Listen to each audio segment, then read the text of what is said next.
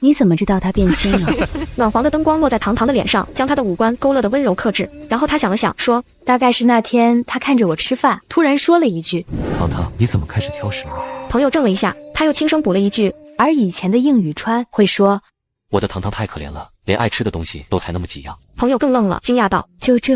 糖糖笑着点点头，就这。”殷宇川回家的时候已经晚上10点多了，糖糖正坐在客厅里，一边揉着小腿肌肉，一边听着窗外滴答滴答的雨声。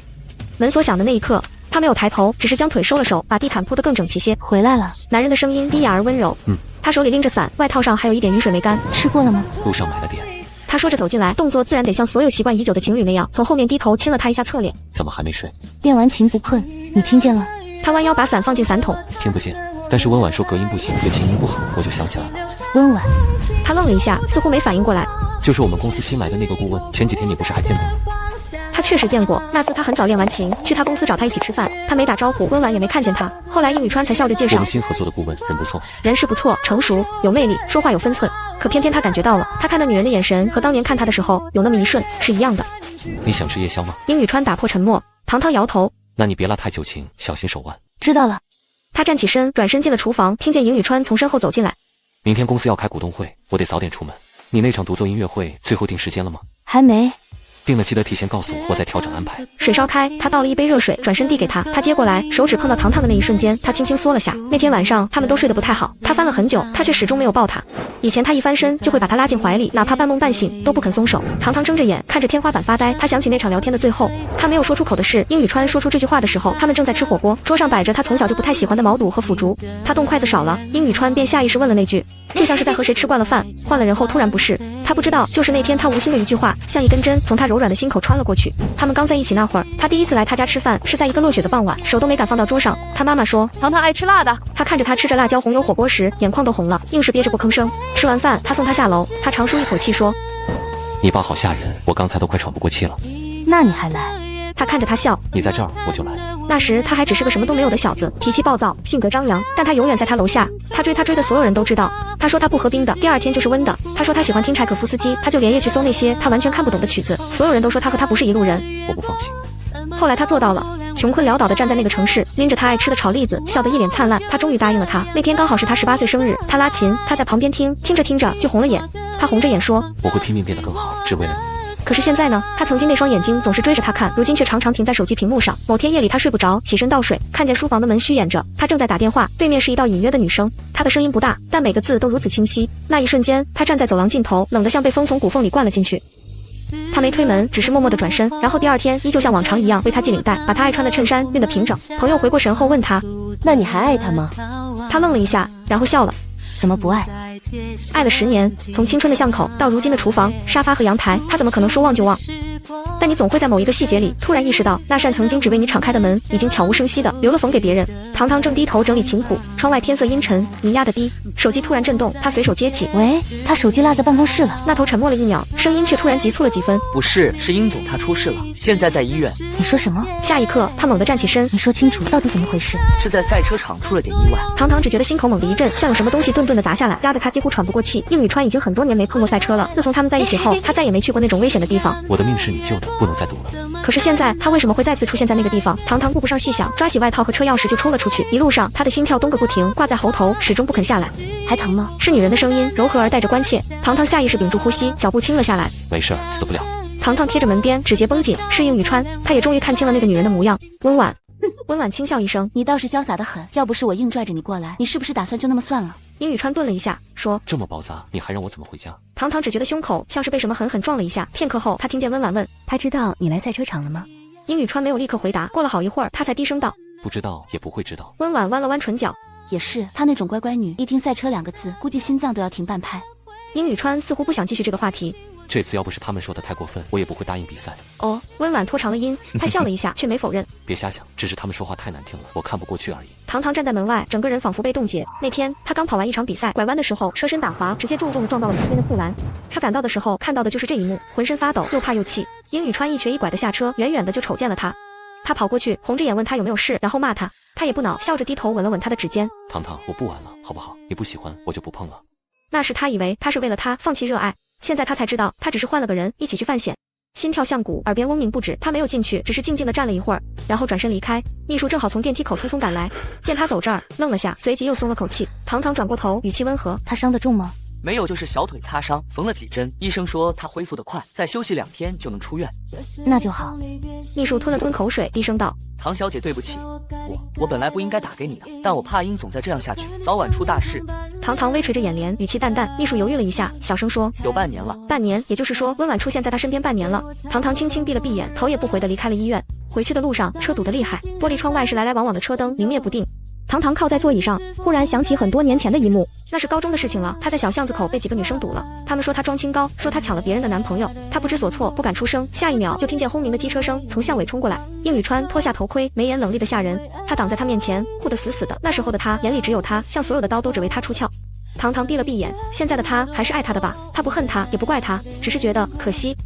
堂堂从医院回到家时是凌晨，客厅一片寂静，把包放下，又习惯性的倒了杯温水，站在厨房靠台边喝了一口，却发现手不知何时开始轻微发抖，一动不动地盯着地板看了很久，直到眼睛都开始干涩，睡意依然迟迟不来。他的脑海里全是病房门外听见的那些话和殷宇川那句不知道也不会知道。他把自己埋进被子，过了很久，起身从床头柜里拿出一粒安眠药。第二天，殷宇川回来得很早，天刚亮，他就听见了熟悉的脚步声从门外传来。堂堂，殷宇川的声音带着点懒懒的笑意，像往常一样，回来了。他一边换鞋一边说：“昨晚忙完太晚了，怕吵醒你，就在酒店凑合了一晚。”殷宇川走过来，顺手揽住他的肩：“早饭吃了没？”“还没。”“那刚好，我去做。”然后起身走向厨房，语气轻快。堂堂站在原地看着他的背影。厨房里响起切菜声和油锅轻响，他还是记得他不吃油腻的早饭，烤面包时会在边角抹上一点果酱，连牛奶温热的温度也控制得刚刚好。堂堂坐在餐桌边，看着他忙来忙去，忽然觉得眼眶有些涩。他把一杯牛奶递到他手边：“快喝，别一会儿又凉了。”他的视线停顿了一会儿，很快移开。下午要不要出去走走？殷宇川低头问他。最近太忙，都没怎么陪你。他笑了一下，点头。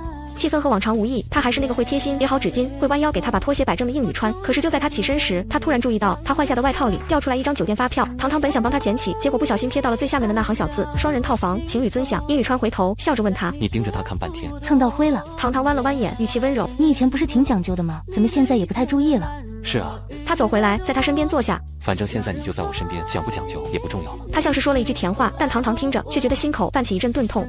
殷宇川伸手搂住他的肩，把下巴搭在他头顶。有没有想我？有多想？他笑了一声，抱得更紧了些。我特别想你。堂堂靠着他，垂在身侧的手却缓缓收紧。他知道他是真的爱他，就像曾经那样，从不吝啬任何温柔和偏爱。堂堂突然觉得，现在和殷宇川待在一块的时候，像在喝一杯温的刚好的拿铁，加了奶，但是还是有点苦。他曾经特别怕苦，连药片都要掰开来喝糖水送下去的，包括那种细小到难以描述的失望。殷宇川的手指轻轻捻着堂堂的发尾，像是不舍得松开似的。殷宇川俯身靠近堂堂耳边：“你今天是不是偷偷喷了香水？很甜。”“没有，是你前天送我的那支护发精油。”殷宇川轻笑着，然后在堂堂发顶落下一吻。看来我眼光不错。堂堂就这么挽着殷宇川的胳膊，靠在他肩上时，鼻尖更好，能闻到他身上淡淡的冷杉香，熟悉的让人心安。殷宇川侧头看堂堂，笑得温柔：“所以今天不就补上了吗？还想逛哪儿？”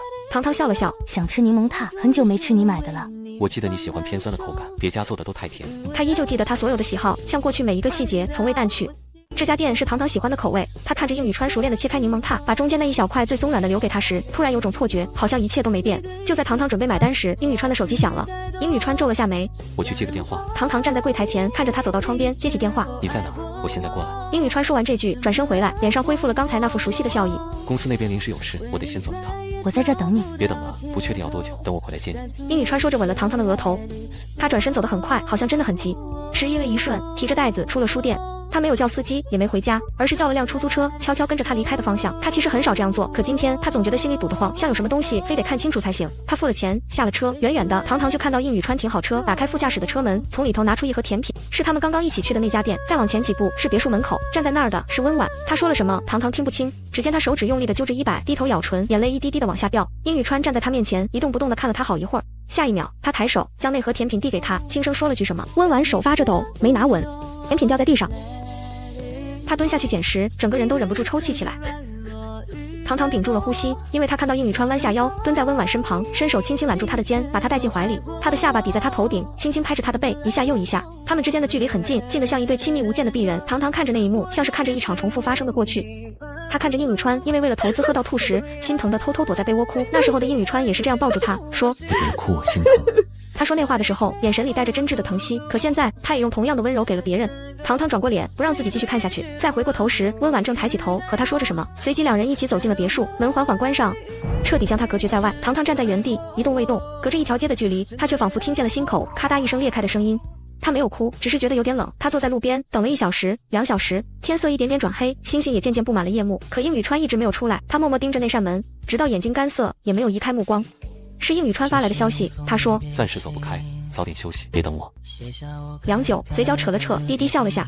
他想起不知道什么时候应宇川和他说过，如果我撒了谎，那一定是为了不让你伤心。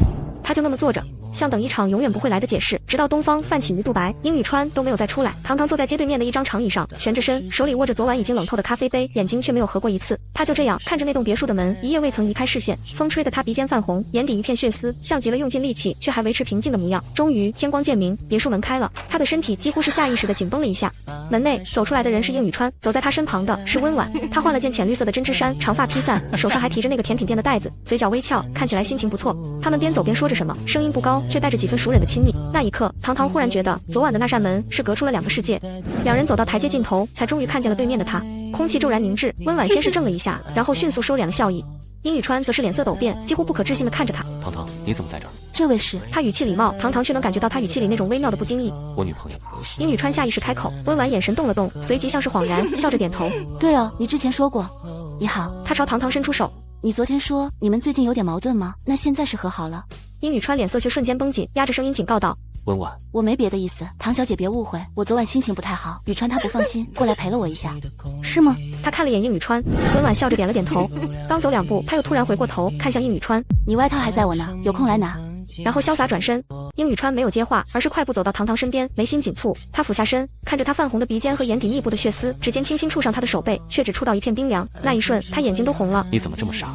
你一个人在这里坐了一夜，不冷吗？为什么不打电话？为什么不回去？你知不知道，如果我没看到你……他咬住后槽牙，像是怕自己说出更失控的话。他抱住糖糖，语气温柔道，近乎卑微：是我不好，是我让你一个人难过，让你不安。糖糖没有回答，只是仰头看他，语气淡得出奇。昨晚不是公司有事吗？他喉结滚了滚。是温婉找我。我知道他心情不好，你过来陪他。他边说边往后退了一步，语气依旧不急不缓。别动，我昨晚一夜没睡，浑身冷得发抖，你身上暖，我怕我一靠上去就不舍得走了。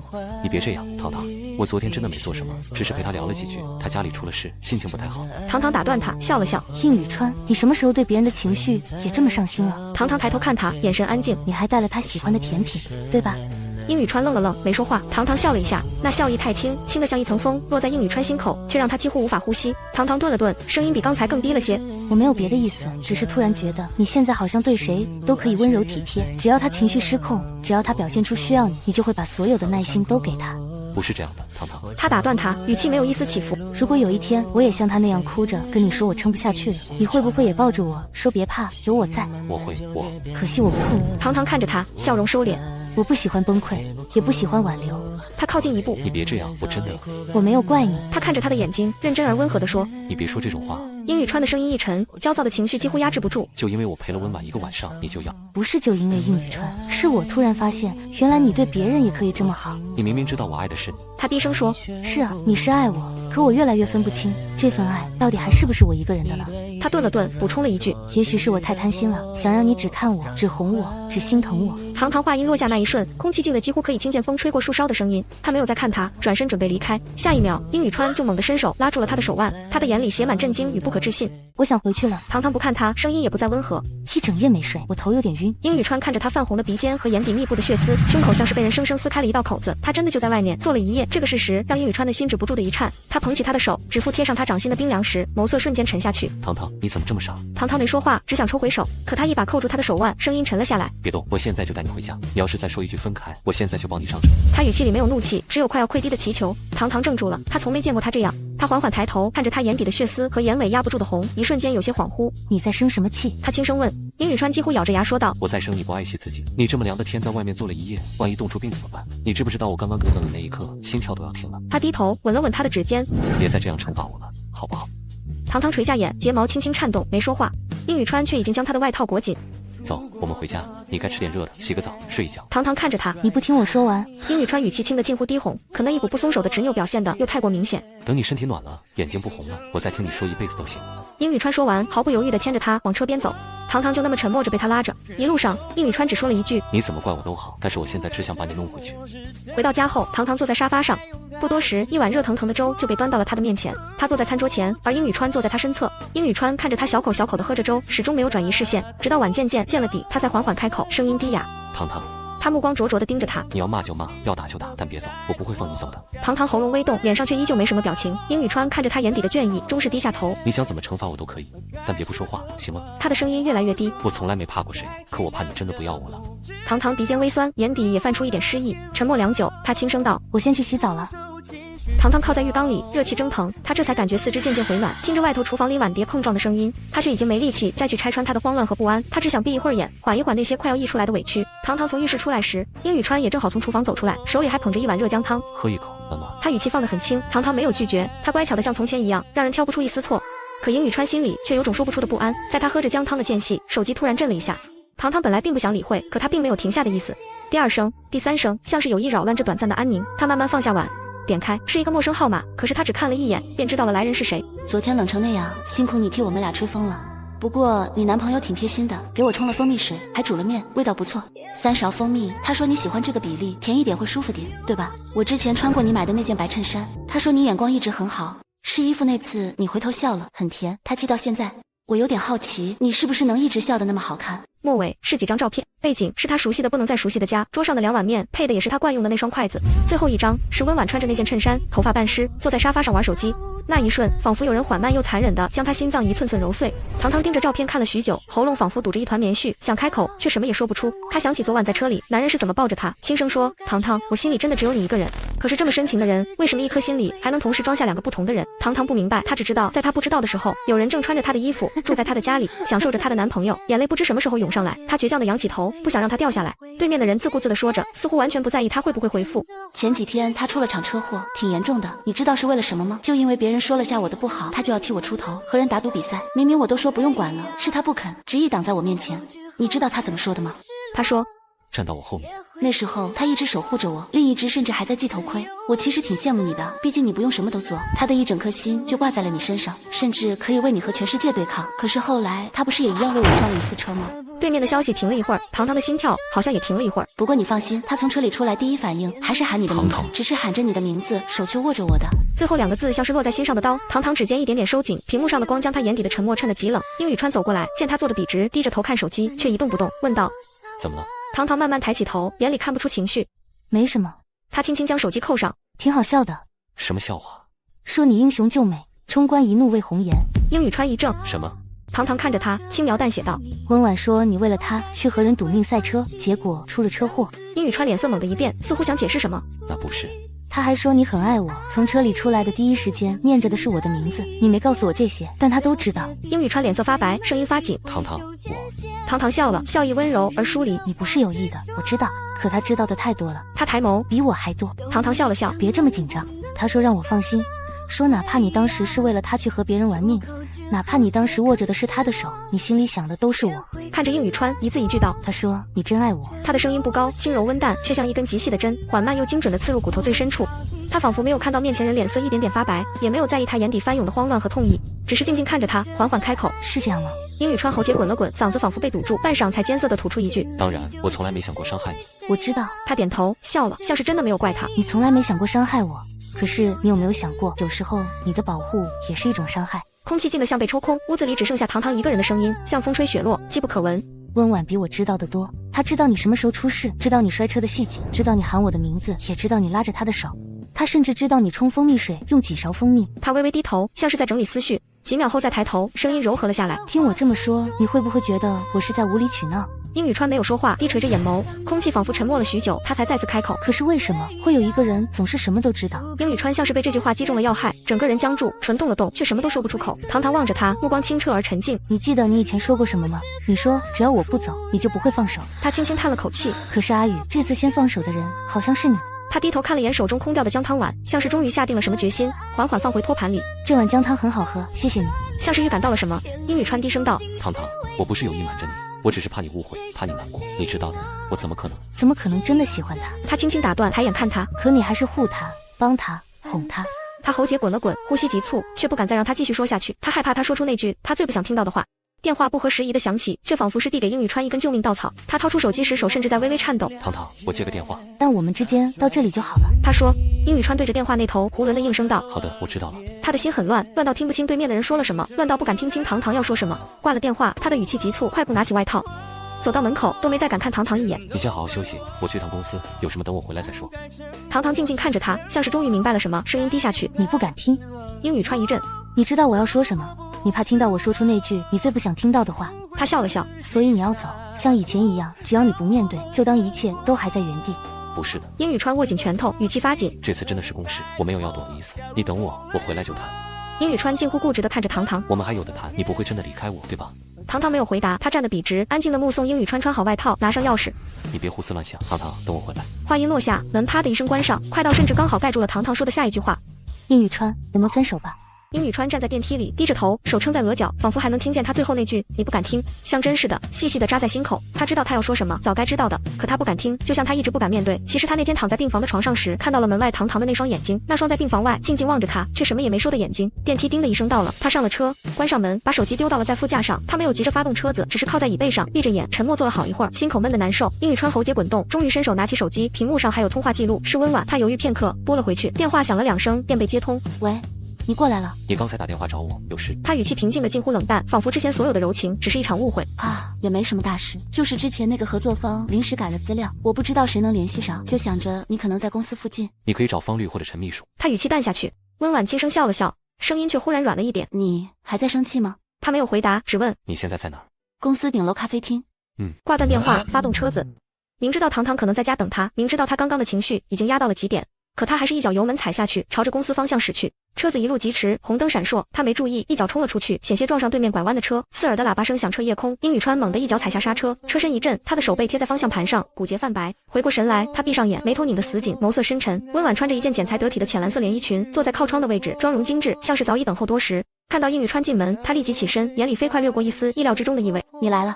殷宇川点点头，没有多余的寒暄，只是拉开椅子坐下。他招手叫来服务员，替他点了一杯常喝的黑咖，动作自然熟悉。殷宇川没出声，也没有阻止，只是垂下眼睫，落在桌面的视线有些游离。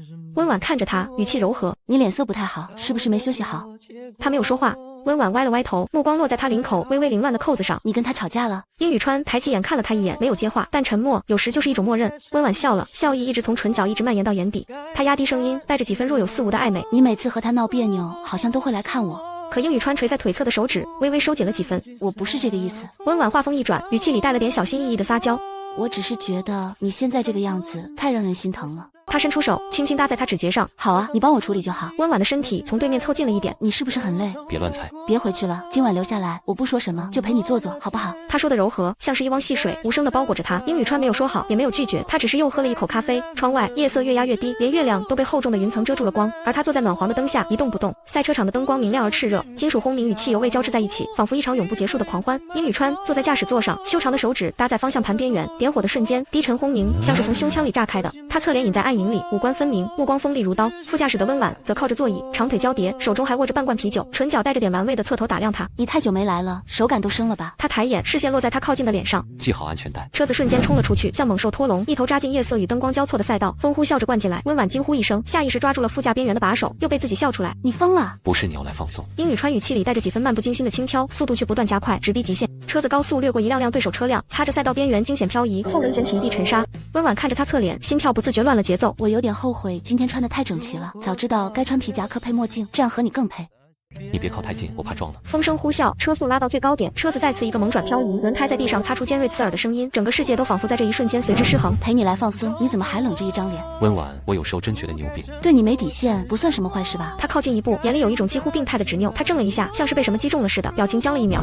从他出现在他世界的第一天起，那张在阳光下笑得无害的脸，背后藏着的是一整段支离破碎的成长史。你好，我来认亲了。妈说你会很乐意接受我。可温婉她太聪明，也太疯了。她爱玩爱演，尤其爱在别人面前演她的小情人。说是演，其实她自己分不清现实和假象。你需要再去医院了，温婉。温婉的笑容一顿，温婉慢慢退后一步，眼里没了笑意，只剩某种游离的脆弱。那你告诉我，我该怎么样？她是真的病了，她无法去和一个疯子计较。她坐进副驾驶，头靠着车窗，风从窗缝灌进来。温婉闭上眼睛，嘴角勾起一个极轻的弧度。殷宇川单手握着方向盘，车内很静，他下意识地想发条消息给糖糖。你是不是很后悔收留我？晚安。殷宇川只是重复了一句，他轻哼一声，砰地关上了车门。殷宇川盯着他的背影消失在楼道尽头，才转头靠在座椅上，手机屏幕上他的手指一遍遍划过通讯录那个熟悉的名字，却始终没有勇气拨出去。他这才意识到，堂堂不是赌气，不是冷战，他们在一起近10年，哪怕再忙再累，他也总能抽出时间回家吃顿饭，睡个觉。车窗外是熟悉的街景，竟是他成长的地方，他的青春梦想，甚至爱情都从这里开始，也似乎终将在这里归结。堂堂离开了，他靠在车子的座椅上，心却一寸一寸往下沉。车驶入城南别墅区，穿过一排排安静的法桐树后，熟悉的别墅出现在视野中，浅色外墙，层叠的木质阳台，花园里栽满了堂母最爱的蔷薇。他提着行李走上台阶，玄关门开得很快，堂母穿着米白色家居裙，笑着迎上来。回来了，快进来，天气还是凉。堂母牵着他往里走，目光打量着他。瘦了，脸小了一圈。是最近太忙了。堂堂低声道。回来了，就好好休息几天。母亲轻声说着。客厅里，堂父坐在沙发上看报纸，听见动静抬起头来，依旧是他记忆中那副严肃沉稳的样子。他说：回来，怎么也不提前说。想给你们个惊喜。堂父点了点头，却没再多说。既然回来了，就好好待几天。厨房很快端上热气腾腾的一桌菜，都是他爱吃的。最近演出多不多？有没有累着？堂堂夹了口菜，温声答：还好，后面有场独奏会，不过时间还没定下来。时间定了，和我们说一声。堂堂顿了一下，笑着看了他一眼。爸上一次听我演出还是5年前。堂母感慨道：那时候你刚毕业，现在已经是首席了。他们聊着拉琴、演出，也偶尔谈谈母亲的学生、父亲公司的事情，唯独没人提起应宇川。堂堂没提，父母也没问。他知道父亲从一开始就不赞同他们。父亲称赞他聪明、野心、强势，但他也说：我会喜欢这样的一个下属，但不会喜欢这样一个女婿。他看着从小被自己和妻子捧在手心长大的女儿，语重心长地说：他爱你的时候可以为你付出一切，可他一旦不爱你，也能轻而易举的摧毁一切。那时候他不信也不怕，他站在父亲面前坚定地说：他不会。堂堂把杯子放下，可是现在眼中有一瞬的落空。吃过饭，堂堂独自回了自己过去的房间，推门进去的瞬间，一股陈年旧梦感扑面而来。窗帘还是他大学时挑的浅蓝色，书架上摆着的是他拿下第1个国际小提琴比赛冠军时的奖杯。床头那只瓷白色的音乐盒是殷宇川送他的。你第一次给我拉的曲子就是这个，我永远都记得。捏着他指尖，一脸骄傲。我女朋友是最厉害的小提琴手。他当时这样说。他低头看着那音乐盒，指尖轻轻一拨，熟悉的旋律缓缓响起。那是他最常拉的一首曲子，舒缓温柔。此刻听来，他却觉得歌曲背后有着藏不住的忧伤。他想起过去的他，总在自己最困难的时候出现在他身边，哪怕不说话，也能给他安定的力量。他也记得那年冬天，他一个人回京市过年，应宇川冒着雪来看他。他站在堂家门外，冻得手通红，还笑着问他：你爸会不会一见我就把我关小黑屋？他笑着骂他神经病，还是偷偷下楼开了门。那一晚，他陪他在别墅区外绕了一整圈。堂父后来问他去哪儿了，他撒了个谎，说是去见大学同学。那时候他是会为他说谎的，可现在他甚至没办法确定他是不是还会记得那一圈路。堂堂一个人待在房间里，拨弄着盒子上的小人，他突然有点不习惯这种平静，这种没有应宇川的平静。可他也知道他该习惯了，这才是他的家。他关上音乐盒，靠在椅背上仰起头，喉间那股酸涩终于抑制不住的涌了上来。堂堂站在舞台中央，抱着琴，低头调弦。这里是堂家多年前捐资修建的艺术礼堂，音响设备与隔音设计都堪称顶级。他每次在京市的重要演出，几乎都在这里做最后排练。礼堂今日已经清了场，闲杂人等不得入内。偌大的空间里，只剩他一个人和他怀中的琴。他闭上眼，琴弓落下，乐声缓缓流淌而出，从高处跌落，如月光穿过厚重的帷幕，先是宁静，再慢慢卷起暗涌。琴声绕梁3转，像是带着情绪的诉说，一寸寸将他的心念牵引。一曲终了，指尖还留着余韵，空气沉寂片刻，忽然响起一阵掌声，不轻不重，恰到好处。堂堂抬起头，发现黑暗的观众席中，不知何时坐了一个人。他坐在中排的过道，轮椅边的扶手银光闪动，身形挺直，面容沉静，俊朗的五官在阴影中更显深邃，眉眼之间有种不动声色的沉稳。堂堂略一愣，下意识地挺了挺背。男人注意到他的目光，率先开口，他的声音低而温和，礼貌道：琴声很好听。堂堂没有说话，眉眼微敛地看着他。我是谢庚礼，今天来礼堂是替基金会看场地的，本来和负责人约好了，但他说你在排练，叫我先等等。他顿了顿，指了指自己的轮椅，走得慢，没想到就误闯进来了。堂堂听见这个名字，稍稍动容。谢庚礼，堂父和他提到过，说他虽然年纪不大，却是谢氏慈善基金会的掌舵人，为人沉稳，行事干净利落。他收起琴，微微颔首，没关系。堂堂的声音很轻，像他整个人一样，从不将情绪显露在外。他将琴放回琴盒，台上的灯落在他侧脸，眉眼清冷，仿佛周围的任何注视都与他无关。谢庚礼没有打扰他，安静地看着他收拾，等他动作停下，才温声开口：刚刚那首曲子是你编的？堂堂微顿，抬眼看他一眼：改编的。谢庚礼说：很好听，像一场盛大的告别。他不擅长和陌生人聊天，没有解释什么，尤其是在这样空荡的空间里。唐先生捐建这个礼堂时说，希望这里能成京市音乐土壤的一部分，看来确实实现了。堂堂微微侧头看他，声音轻了一些：我父亲竟然还说过这些。谢庚礼点点头。令尊是个非常清醒、强势，但也很尊重专业的人。堂堂听见这评价，嘴角轻轻一动，像是笑了笑。是挺强势的。两人有一搭没一搭的聊着，距离不近，礼貌也始终维持得恰到好处。可彼此的话语间已经多出了一点轻微的松动感，像是两条本不该交错的轨迹，在这安静的礼堂中悄悄生出了一点缠绕的可能。负责人匆匆赶来时，堂堂正站在舞台边整理琴弓，谢庚礼则静静停在不远处，神情平和。唐小姐，对不起，打扰你了。负责人一边道歉一边看向谢更礼。谢先生，我可以带您参观一下场地。谢更礼转头对唐唐颔首致意。再听你拉琴，是我今天最幸运的事。谢谢。唐唐语气温柔，却不多言。谢更礼微笑，希望以后还能听到。看你运气了。他轻轻说。他没说话，只笑了笑，任由负责人推着他离开。偌大的礼堂重新归于安静，夜幕低垂，华灯初上。京师音乐学院的礼堂此刻已被布置成精致的公益晚会现场，金色灯串垂在四周，高脚杯轻轻碰撞，谈笑声交织。身着礼服的人群中穿插着各界名流与艺术从业者，谈话间无不提及今夜的主办方谢氏慈善基金会。唐唐穿过人群走到后台，他今晚应邀演出是为一项旨在资助山区音乐教育的公益项目筹款。他站在后台的侧影里，穿一袭深蓝露肩长裙，眼神静静地望向前方。主持人报幕完毕，台上聚光灯亮起，他缓步上台，琴声如水，淌入夜风。今夜的曲子是他拉过很多次的，他将其中几个段落做了在床边。活动进行得很顺利，散场时唐唐见到了一个意料之中的人，谢更礼。他今晚穿了一身黑色西装，外套剪裁极好，整个人看上去格外沉稳内敛。他正从侧台离开，也正巧再次与他擦肩而过。谢更礼目光对上时，似笑非笑的，看样子我的运气还不错。唐唐唇角轻动，像笑了一下，也许吧。两人隔着一步的距离，礼貌得体，却依旧不冷不淡。谢更礼偏头看了他一眼，你演完是不是要走了？唐唐点头，原本是这样。谢更礼看着他，眼里像藏了一点波澜，声音却仍旧平稳。那能不能先不走？唐唐有些意外于他的直白，随即笑着，你想让我留下来？谢更礼也低声笑了一下，算是为基金会辛苦一整晚的小奖励吧。他没立刻答应，只抬手撩了下耳边的碎发，眼神垂落，像在思考，又像是在为这无伤大雅的玩笑权衡一个分寸。谢更礼也不催，只安静的等。几秒后，唐唐忽然开口：“那你打算怎么奖励自己？”谢更礼语气不紧不慢：“礼堂楼上有个休息室，临着学院后面的湖，风景不错。听上去挺像诱拐，那就看你愿不愿意被诱拐。”他看他一眼，没再说话。谢更礼轻笑，伸手往轮椅一侧的遥控按钮上一按，机械轻响，轮子缓缓转动。礼堂2楼的休息室果然很安静，落地窗外能看到夜色中碧波荡漾的湖面。唐唐站在窗前没坐，谢更礼则安静地靠在一旁。你平时也会这么邀请别人？他忽然问，语气带着点若有若无的轻讽。谢更礼坦然，不太邀请别人，但如果是你就另说。唐唐回头看他一眼，眼神带着一丝探究。你对我似乎有点目的。谢更礼望着他，语气却温和的近乎无辜。没有目的，只是对你很感兴趣。唐唐不置可否，转过身来靠在窗边，光影打在他锁骨和颈侧。他看着谢更礼，你想了解我什么？谢更礼想了想，说：你拉琴的时候在想什么？唐唐没有立即回答，而是望向窗外片刻，良久。他轻声道：想忘记一些事，也想记住一些人。那今晚这首曲子是在记还是在忘？他看他一眼，笑得眉眼弯起。你猜？我更想知道我有没有机会成为被记住的那部分。唐唐没回答，谢更礼也没再追问。窗外风动，湖面微光摇曳不定，而某些不该靠近的情绪，在这个夜晚悄悄向前，越过了分寸。谢更礼忽然开口：你是不是觉得我是个很随便的人？他偏头看他一眼，没说话，只是轻轻勾了下唇角。我们才第2次见面，对吧？谢更礼微顿，语气却缓慢地纠正他：是第3次。唐唐愣了一下，他低头思索了一瞬，却还是摇了摇头。我记性不差，可我确实只记得我们见过2次。谢更礼却像不急着解释，只轻声说：你记得的是2次，没错，可还有一次是我见了你，你没见到我。谢更礼像是早就预料他会不记得，眼底没什么亚色，只轻轻一笑，语气温和：我记得就够了。他收回目光，看向远方，像在翻开一段不愿轻提的往事。我23岁那年出车祸。他开口时，语气一如既往的从容。那之前我是谢家的继承人，是所有人口中的风光霁月的谢家大少。谢氏的高管会议、季度投融、产业收购，通通绕不过我。我身边永远有能干的助理，敬畏的晚辈，赞赏的长辈。我自己也觉得我能一直站在山顶，可是命运也许就是喜欢捉弄人。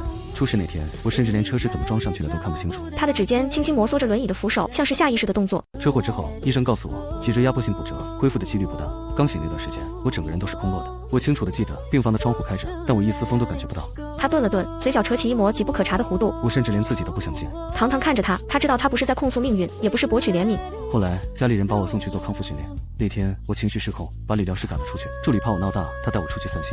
刚好你们学校在排练活动。他终于看向唐唐，眼眸深邃。你当时穿得很随意，坐在角落，可我还是不可避免地看到了你，像是命中注定。那一刻，我从未有过那样强烈的触动，像是有什么东西穿透了压抑已久的沉寂。他只是在平静地叙述一个曾令他生无可恋的深渊。那些天我无数次想放弃，是你的音乐让我突然明白，不是所有事都需要意义。那种情绪像溺水者忽然抓到浮木。堂堂怔住，听起来是一场再普通不过的一次排练，甚至在他的心里留不下一丝痕迹。我问了很多人，后来终于知道你叫糖糖，是精英的小提琴系，成绩很好，也很安静。再后来你去了海市，我腿脚不便，行程有限，也再没能见到你。所以你问我为什么会对你特别，其实不复杂，因为那些我熬不下去的日子，是你让我多撑了一天，然后又一天。堂堂怔怔地望着他，心脏仿佛被什么轻轻触动，泛起一圈波澜。谢更礼也没逼他回应，只慢慢道：我没想把这件事说出来，但今晚见你演奏，我忽然觉得，如果我再不说，可能又要错过一次。那光景之中有藏不住的柔软，有说不出口的深情。良久，堂堂轻声问：那你想怎样？不怎样，我只是终于见到你了。他眼神静静的，温柔的像月色里的一束光。堂堂微怔，然后他轻轻一笑，原来是这样。他往后一靠，靠着落地窗，姿态不紧不慢。谢更礼闻言一愣，随即也低低笑了起来。那我是不是也有资格再约你一次？糖糖没答，只垂下眼眸，像在认真考虑。约我去听琴还是弹琴？谢更里目光落在他脸上，低声回道：都可以，只要你愿意。某些东西不动声色地靠近着，在静夜中悄然生根。殷宇川这几天把自己关在家里，窗帘拉得严严实实，光透不进来，空气也沉闷得像要窒息。满屋子只有窗边那台老旧音响还在循环播放着什么，是糖糖最爱拉的那一首曲子。弓弦擦弦的声音反反复复，像一根丝线，一次次轻柔又无声地勒在他心口上。他靠着沙发，不知过了多久，紧接着是钥匙拧动门锁的声音。他眸色一凛，嗓音沙哑：谁给你钥匙的？温婉穿着宽松卫衣，倚在门边，笑得没心没肺。殷总，你助理说你把他手机拉黑了，我就只能自己来了。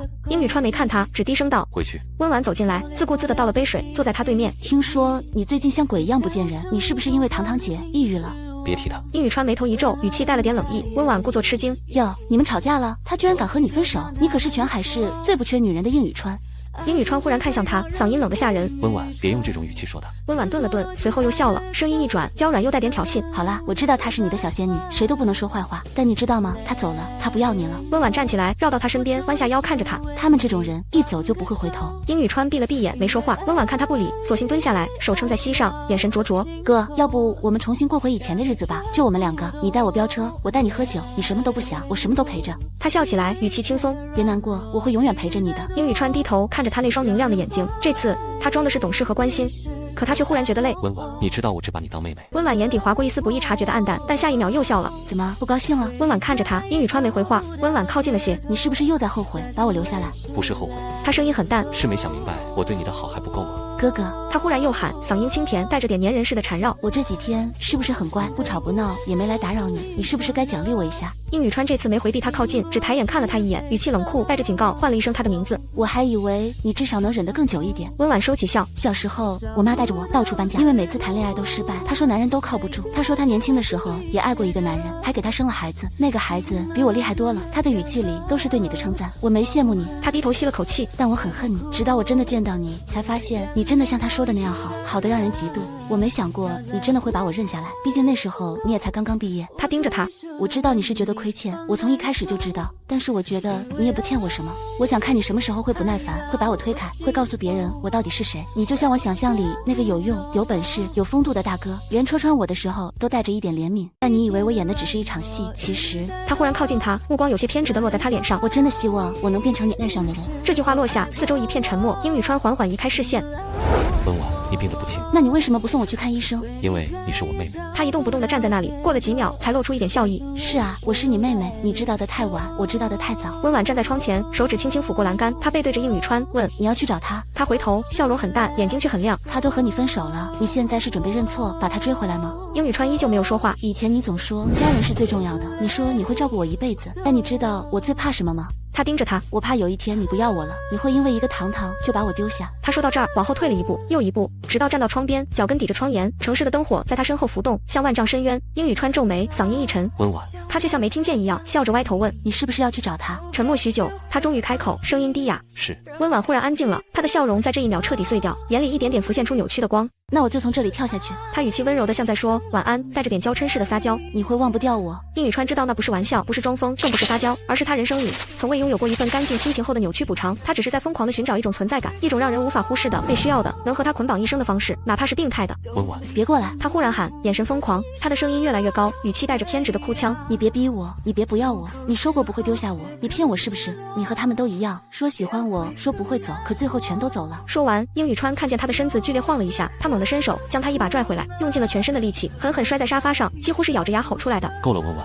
空气瞬间凝固，他从没对他这么大声吼过。温婉怔了一瞬，眼底的疯狂像被什么抽空，剩下一片空白。你疯够了吗？你可以任性，可以胡闹，但你拿命威胁我，是不是太卑劣了？我不是你妈，也不是你爸那个滥情的男人，我更不欠你的。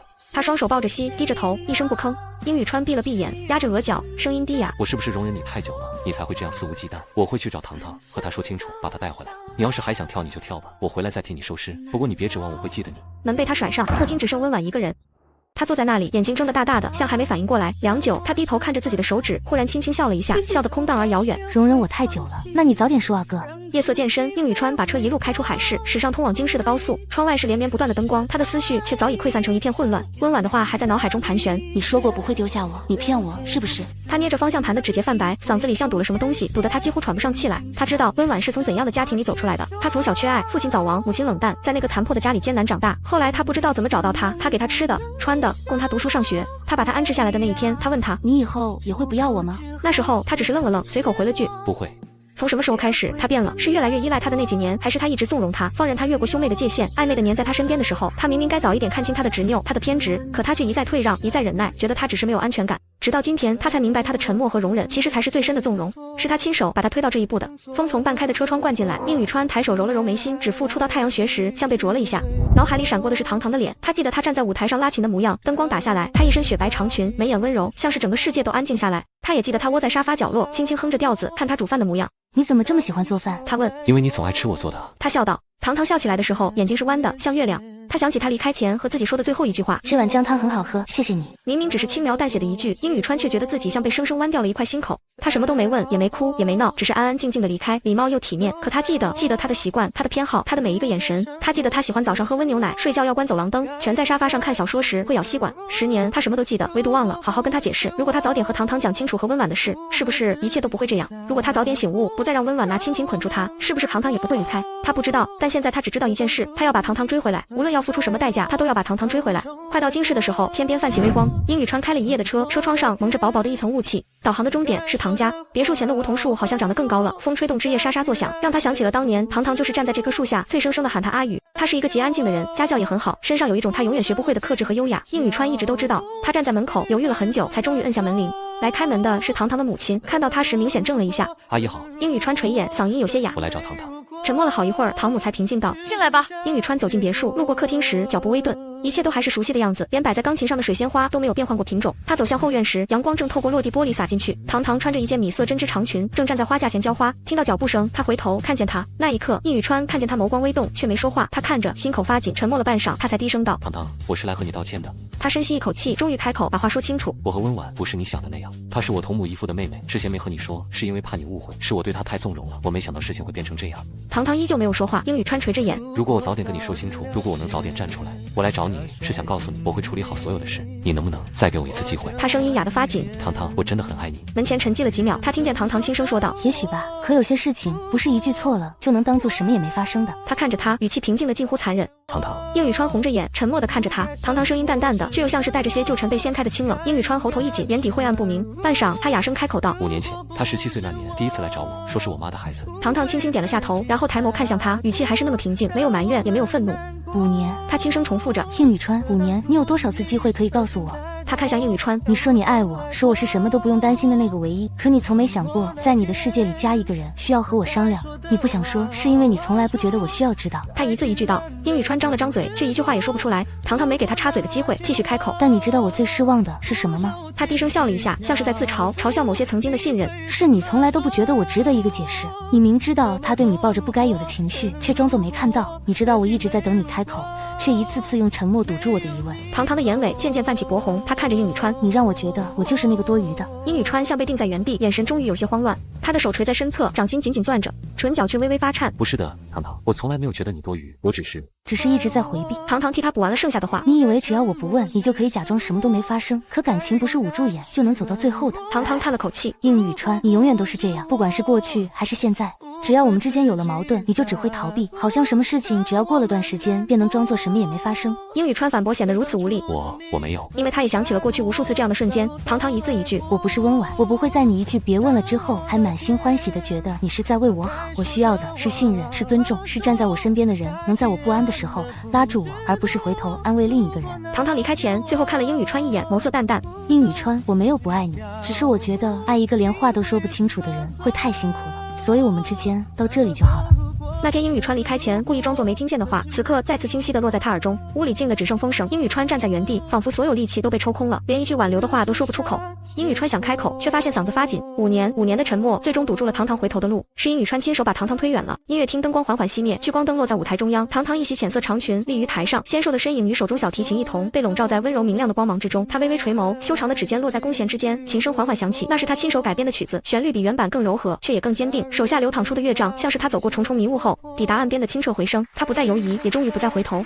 第一排，堂父堂母端坐嘉宾席，堂母眼眶早已泛红，堂父脸上浮现出少有的骄傲神情，而坐在堂母另一侧的谢庚礼双手交叠，神情沉稳，目光始终温和地落在台上的糖糖身上，那种眼神安静坚定，如山般可靠。掌声雷动之间，应宇川站在远处的角落，他穿着深灰色西装，站在2楼最边缘的位置，身影沉没在暗处，一个连光都照不到的地方。他没有靠近，也不敢靠近。琴声响起的那一瞬间，他的心脏仿佛狠狠地抽了一下，那是他曾陪他无数次练习的旋律，是他站在他身后低声说很好的音调，而那时的他回头笑着说，等表演的那一天也要你来看。他记得那天糖糖离开后，他在门前站了很久，那天他几乎鼓起全部勇气准备追出去再争一次，可他刚抬脚便被堂母叫住。宇川，等一下。堂母走到他面前，眼神温柔却无端让他感到一丝不安。他看着他说，你知道的，糖糖是个念旧的孩子，一直很喜欢你。殷宇川垂着眼沉默着没有接话，堂母顿了顿，语气缓了下来，但感情这件事没有永远，你也许没有错。他的语气依旧平和，但他更没错。宇川，有些爱不是靠执着就能留住的，你越是舍不得，他就越走不出来。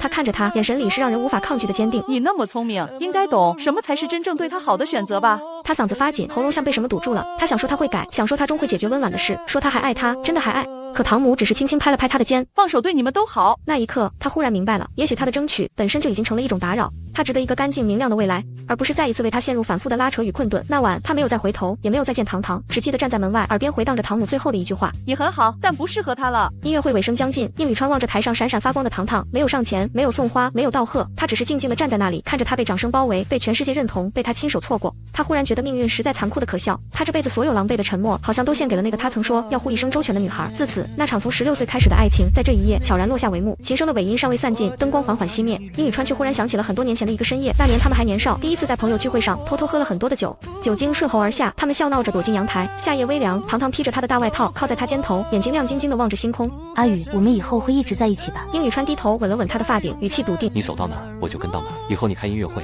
我站第一排，花我来送，掌声最大声的也得是我。